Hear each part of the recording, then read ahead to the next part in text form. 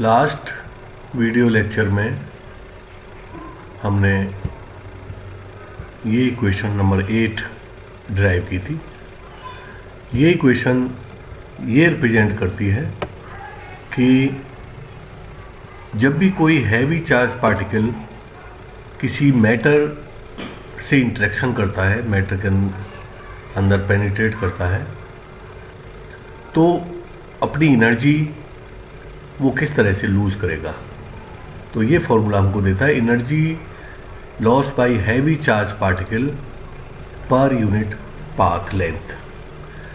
अगर heavy charge particle की जो वेलोसिटी है वो लाइट की वेलोसिटी के ऑर्डर की हो,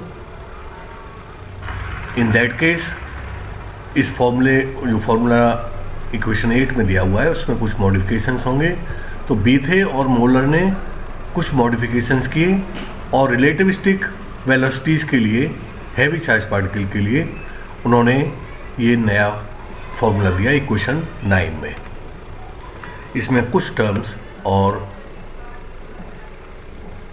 ऐड हो गई हैं ये ब्रैकेट के अंदर। यहाँ तक तो पहले से ही था, ये दो टर्म और इसमें ऐड हो गई, minus log base E 1 minus V square over C square minus V square over C square. तो इस फॉर्मूले को हम बोलते हैं इक्वेशन नंबर 8 में जो 9 में जो फॉर्मूला दिया है बीथे फॉर्मूला। ये रिलेटिविस्टिक, अगर वेलोसिटीज रिलेटिविस्टिक नहीं है तो इक्वेशन नंबर 8 यूज़ करेंगे, और वेलोसिटीज जब रिलेटिविस्टिक हों या of the order of light velocity of light हों तब फॉर्मूला 9 यूज़ किया जाएगा। अब इक्वेशन जो 8 है हमारी, उसको अगर हम देखें तो उसमें जो energy loss does not depend on the mass of heavy charge particle. तो इक्वेशन 8 में जो फॉर्मूला है हमारा, इसमें कहीं भी हैवी चार्ज पार्टिकल का मास कहीं भी इन्वॉल्व नहीं हो रहा है। ये जो मास है ये इलेक्ट्रॉन का मास है m, हैवी चार्ज पार्टिकल का कहीं भी इसमें मास नहीं आ रहा है। तो जो energy loss per unit path length है of heavy charge particle in a matter, वो हैवी चार्ज पार्टिकल के मास पर डिपेंड नहीं करता है। ठीक है, किस पे डिपेंड करता है? वेलोसिटी पर, velocity of heavy charge particle and charge of the heavy charge particle. Heavy charge particle की वेलोसिटी पर डिपेंड करेगा। ये जो वेलोसिटी v है, वेलोसिटी v ये हैवी चार्ज पार्टिकल की वेलोसिटी है, और जेड ई, यहाँ पर इस टर्म में जो जेड ई आ रहा है वो हैवी चार्ज पार्टिकल का चार्ज है। तो वेलोसिटी और चार्ज पर डिपेंड करता है। यहाँ चार्ज का जेड स्क्वायर हो रहा है, जेड ई स्क्वायर, तो चार्ज जो भी होगा चार्ज डबल कर देंगे तो एनर्जी लॉस 4 टाइम्स हो जाएगा। वेलोसिटी डबल कर देंगे तो एनर्जी लॉस रिड्यूस हो जाएगा 1/4 से। तो इस तरह से चार्ज और वेलोसिटी पर डिपेंड करता है energy loss per unit path length. तो यही चीज़ मैंने यहाँ लिखी है, the energy loss depends on velocity and charge, thus the energy loss in a stopping material. Stopping material क्या है? जिस मैटर से हैवी चार्ज पार्टिकल इंटरेक्शन कर रहा है उसमें जाके कुछ जब उसकी एनर्जी कम हो जाती है वो स्टॉप हो जाता है, इसलिए उसको बोलते हैं stopping material. Stopping material for an alpha particle, alpha particle का जो जेड है वो 2 होता है और प्रोटॉन के लिए जेड 1 होता है, is 4 times the energy loss for a proton. Z ऊपर आ रहा है न्यूमरेटर में और उसका स्क्वायर हो रहा है, तो अल्फा पार्टिकल की जो एनर्जी लॉस होगा, सेम मटेरियल लें हम, सेम वेलोसिटी ले लें, वेलोसिटी को सेम रखें दोनों पार्टिकल्स की, तो अल्फा पार्टिकल जो एनर्जी लूज करेगा वो 4 टाइम्स होगी। Energy loss of alpha particle is 4 times the energy loss of proton of the same velocity. Velocity constant same रखेंगे दोनों पार्टिकल्स की और मटेरियल भी सेम रखेंगे। सेम मटेरियल में अगर हम एक अल्फा पार्टिकल इंटरेक्शन कराएं, एक प्रोटॉन का इंटरेक्शन कराएं, तो वेलोसिटी दोनों की सेम है, मटेरियल सेम है, तो अल्फा पार्टिकल का जो एनर्जी लॉस होगा पर unit path length, that will be 4 times the energy loss per unit path length of the proton. जो हमारी इक्वेशन 9 है ऊपर दी हुई, उसको उसका एक प्लॉट ग्राफ खींचा गया है। द प्लॉट ऑफ बी थे formula equation 9 for proton in air. Air भी एक मटेरियल है, अगर अल्फा पार्टिकल को एयर में छोड़ दें तो वो कुछ दूरी तक मूव करेगा, फिर वो अपनी एनर्जी एयर के मॉलिक्यूल्स को आयनाइज और एक्साइट करके अपनी एनर्जी लूज करेगा। तो एयर में वो किस तरह से अपनी एनर्जी लूज करेगा उसका एक ग्राफ यहाँ नीचे दिखाया गया है। तो वाई एक्सिस पर हमने ये इक्वेशन 9 जो ऊपर दिखाई थी हमें उसका ग्राफ है। वाई एक्सिस पर हमने लिया energy loss per unit path length, इसको हम stopping power of the material भी बोलते हैं, स्टॉपिंग मटेरियल। और एक्स एक्सिस पर हमने लिए प्रोटॉन की एनर्जी MeV स्केल में, लॉग स्केल है ये, तो 1, 10, 100, 1000, 10,000 MeV, ये लॉग स्केल है। तो इसमें देखिए जब प्रोटॉन की एनर्जी कम है तो energy loss per unit path length या stopping power of the air ज़्यादा है, और जैसे जैसे एनर्जी बढ़ती जाती है स्टॉपिंग पावर रिड्यूस होती जाती है। मिडिल में हमें एक फ्लैट कर्व मिलती है, और फिर बहुत ज़्यादा रिलेटिविस्टिक वेलोसिटी होने पर फिर ये थोड़ी थोड़ी स्टॉपिंग पावर बढ़ने लगती है, ठीक है ना। तो इस तरह का हमें एक ग्राफ मिलता है। तो for proton in air the graph is shown in figure, there is a broad minimum in the stopping power at high energy. High energy पर एक ब्रॉड मिनिमा हमें मिलता है प्रोटॉन। ये कर्व केवल प्रोटॉन के लिए in the air, absorbing material air लिया है, और जो हैवी चार्ज पार्टिकल लिया है वो प्रोटॉन है। अलग अलग एनर्जीज पर क्या उसकी energy loss per unit path length होगी उसका ये कर्व दिखाया गया है। जो मैंने बताया जो स्टॉपिंग पावर होती है वो एब्जॉर्बिंग मटेरियल की होती है किसी पर्टिकुलर हैवी चार्ज पार्टिकल के लिए। सो उसकी डेफिनेशन दी हुई, the stopping power is defined as the amount of energy lost by a charge particle per unit length of the path through the stopping material। कोई भी स्टॉपिंग मटेरियल हो सकता है, तो उसके थ्रू जब हैवी चार्ज पार्टिकल मूव करेगा तो एनर्जी लूज करेगा, तो पर यूनिट पाथ लेंथ जो एनर्जी लूज होगी उसी को हम stopping power of the material बोलते हैं, ठीक है। इसके बाद आता है हमारा नेक्स्ट टॉपिक। अभी तक तो हमने चार्ज पार्टिकल लिए, मैटर से कैसे इंटरेक्शन करेंगे। अब हम लेते हैं रेडिएशन। तो जब हम रेडिएशन की बात करते हैं तो रेडिएशन में न्यूक्लियर फिजिक्स में रेडिएशन का मतलब होता है गामा रे रेडिएशंस जो न्यूक्लियस से एमिट होते हैं।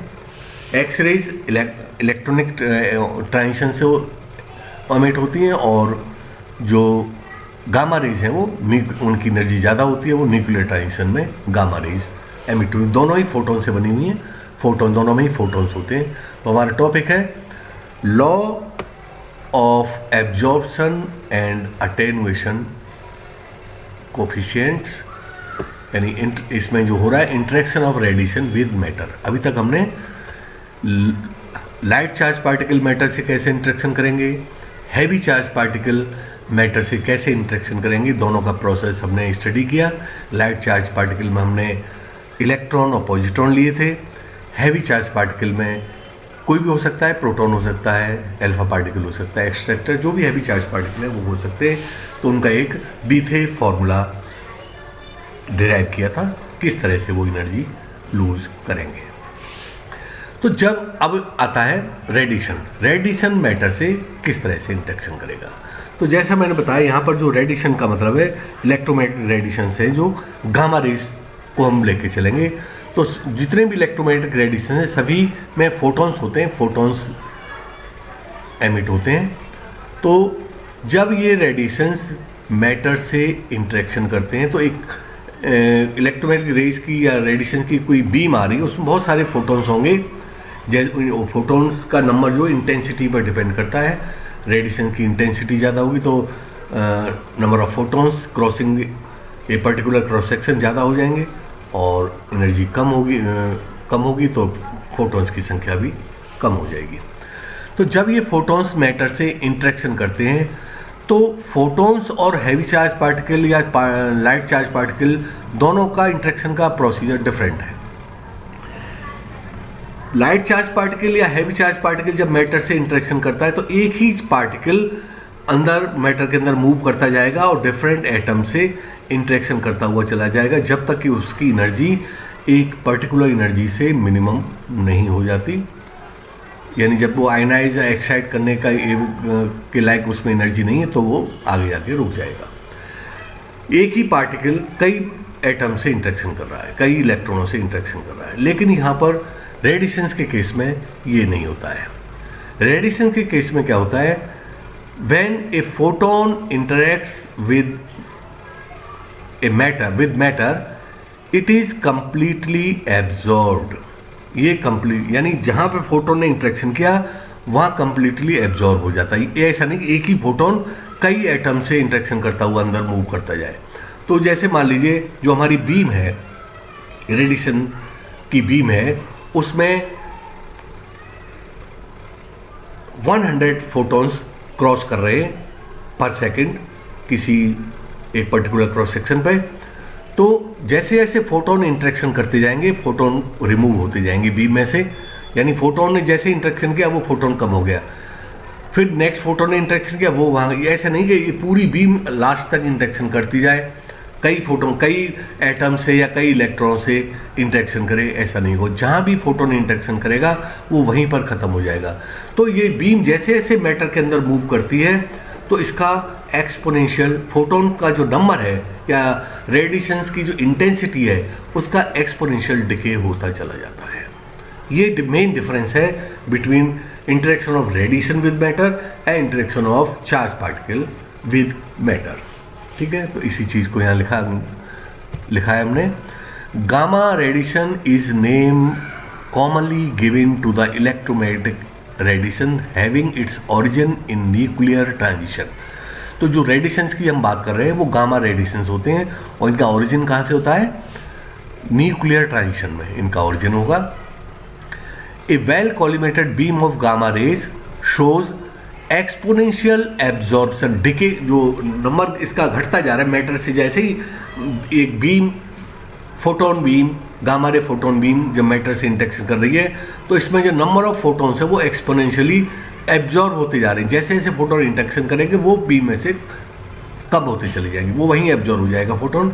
तो उसी को बोलते हैं एक्सपोनेंशियल एब्जॉर्प्शन। एब्जॉर्प्शन फोटोन का एब्जॉर्प्शन हो जाएगा तो नंबर ऑफ फोटोन का डिक्रीज होते चले जाएंगे। तो जो photons number of photons decrease होंगे वो एक्सपोनेंशियली डिक्रीज होते हैं।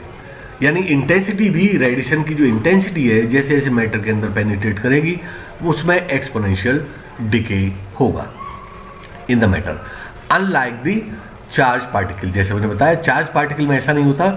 चार्ज पार्टिकल तब तक मूव करता रहता है मैटर में जब तक उसमें एनर्जी वो कैपेबल एनर्जी है आयनाइज या एक्साइट करने के लिए। तो एक ही चार्ज पार्टिकल कई एटम से इंटरेक्शन कर सकता है, जबकि फोटॉन्स के केस में फोटोन जहाँ इंटरेक्शन करेगा वहीं इसका अस्तित्व खत्म हो जाएगा, वहीं पूरा का पूरा एब्जॉर्ब हो जाएगा, आगे की बीम में वो नहीं चलेगा।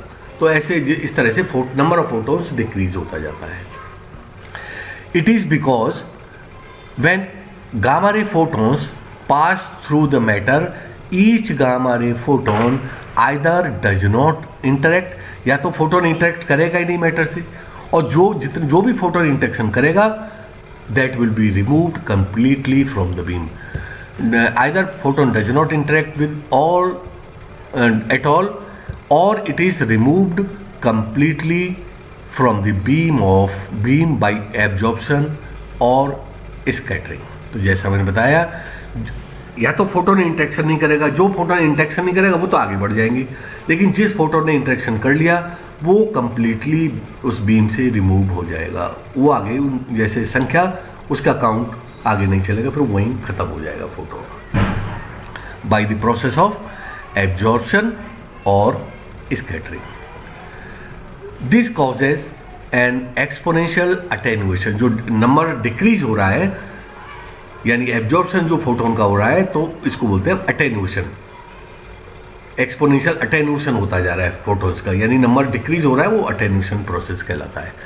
With the cause of this causes an exponential attenuation with increasing absorber thickness. जैसे जैसे एब्जॉर्बर की थिकनेस, मतलब एब्जॉर्ब के अंदर जैसे जैसे डिस्टेंस ज़्यादा ट्रेवल करते जाएंगे, इनका एक्सपोनेंशियल अटेन्यूएशन, एक्सपोनेंशियली डिके या एक्सपोनेंशियली एब्जॉर्प्शन होता चला जाएगा और लास्ट में फोटॉन्स की संख्या 0 हो जाएगी काफ़ी अंदर जाकर, ठीक है ना। तो इसी प्रोसेस को हमने एक एग्जाम्पल के थ्रू यहाँ दिखाया है। मान लीजिए ये T थिकनेस का एक मटेरियल है, एब्जॉर्बिंग मटेरियल, और इस पर I0 इनिशियल इंटेंसिटी I0 की एक gamma ray photon beam incident होती है जिसकी इंटेंसिटी है I0।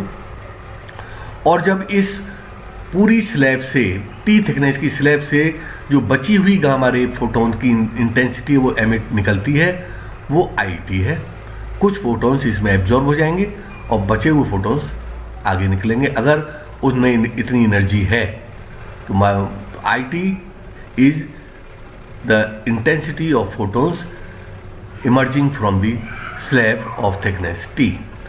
अब मान लीजिए इस स्लैब के अंदर x डिस्टेंस ट्रेवल करने के बाद इंटेंसिटी I होती है, और dx डिस्टेंस में, ये dx डिस्टेंस है, dx डिस्टेंस या थिकनेस में जो इंटेंसिटी में जो कमी आती है वो di है। इस डिस्टेंस में dx डिस्टेंस में di इंटेंसिटी कम होती है, ठीक है ना। तो ये चीज़ लिखी है मैंने। Suppose a beam of gamma ray of intensity I0 is incident normally on a slab of absorbing material having width T, जिसकी width T है। Let the beam has an intensity I at a depth x, x depth पर intensity I है। The fractional change in the intensity of gamma rays is di/I on passing through a distance dx distance pass करने पर इसमें जो change आता है वो di का है, तो फ्रैक्शनल चेंज हो जाएगा di/I। ये जो फ्रैक्शनल चेंज है, ये जो डिस्टेंस dx है उसके प्रोपोर्शनल होता है, यानी dx ज़्यादा होगा तो फ्रैक्शनल चेंज भी ज़्यादा होगा, dx कम होगा तो फ्रैक्शनल चेंज भी कम होगा। यहाँ माइनस साइन इसलिए लिया है हमने क्यों जैसे जैसे डिस्टेंस इंक्रीज होती है इंटेंसिटी डिक्रीज होती है, तो इस वजह से एक माइनस साइन इसमें इन्वॉल्व किया है। तो एक प्रोपोर्शनलिटी साइन को इक्वल में कन्वर्ट करेंगे तो एक कोफिशिएंट म्यू इसमें ऐड हो जाएगा। तो ये जो म्यू है, where the proportionally constant mu is known as the linear attenuation coefficient, ये एब्जॉर्बिंग मटेरियल का लीनियर अटेन्युएशन कोफिशिएंट कहलाता है। और ये डिपेंड करता है कि मटेरियल कौन सा है और इंसिडेंट फोटोन की एनर्जी क्या है, दोनों पे डिपेंड करता है। Depends on the nature of material and the energy of gamma rays. ये म्यू है, एक ही मटेरियल के लिए डिफरेंट एनर्जीज पर डिफरेंट वैल्यू होगी इसकी रेडिएशंस की, ठीक है ना। इस इक्वेशन को अगर हम इंटीग्रेट करें दोनों साइड से, तो इंटेंसिटी हमारी स्टार्टिंग में I0 थी और T थिकनेस के बाद IT हो गई। यहाँ थिकनेस 0 लेंगे और ये थिकनेस T हो जाएगी, तो थिकनेस तो हो गई 0 to T और इंटेंसिटी हो गई I0 to IT। इसको जब इंटीग्रेट करेंगे di/I हो जाएगा log I, और इसको जब लिमिट सब्स्टिट्यूट करेंगे तो log IT/I0 is equal to minus mu T। यहाँ इसको e की पावर में अगर इसको लिख दें हम, तो इस तरह से इस इक्वेशन से हमें ये इक्वेशन मिल जाएगी IT is equal to I0 e⁻ minus mu T। यहाँ पर जो T है ये क्या है, थिकनेस है। ये इसको अगर हम सेंटीमीटर में ले लें तो जो म्यू की यूनिट हो जाएगी, क्योंकि ई की पावर जो है वो यूनिट लेस होनी चाहिए, तो ये म्यू की यूनिट हो जाएगी सेंटीमीटर इनवर्स। टी को हम मीटर में लेंगे तो ये हो जाएगी मीटर इनवर्स, ठीक है ना। तो ये इक्वेशन देखिए, इंटेंसिटी कैसे हो रही है, एक्सपोनेंशियली डिके हो रही है। रेडिएशंस की, रेडिएशंस जब मैटर में इंटरेक्शन करेंगे तो उनकी जो इंटेंसिटी है वो द इंटेंसिटी डिकेज एक्सपोनेंशियली। ये जो इक्वेशन 2 है हमारी, इसी चीज़ को प्रूव कर रही है कि जो रेडिएशन जब मैटर से इंटरेक्शन करता है तो रेडिएशन की जो इंटेंसिटी है इट डिकेज एक्सपोनेंशियली।